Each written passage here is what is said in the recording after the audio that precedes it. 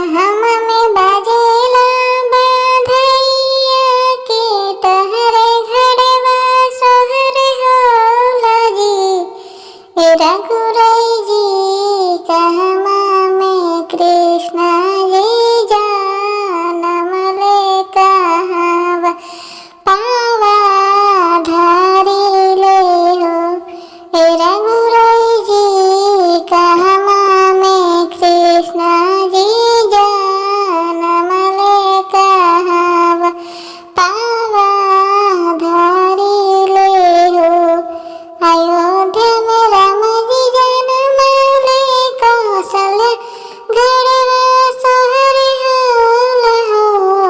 रघुराई जी गोकुल में कृष्ण जी जानम लेता पावा धारी।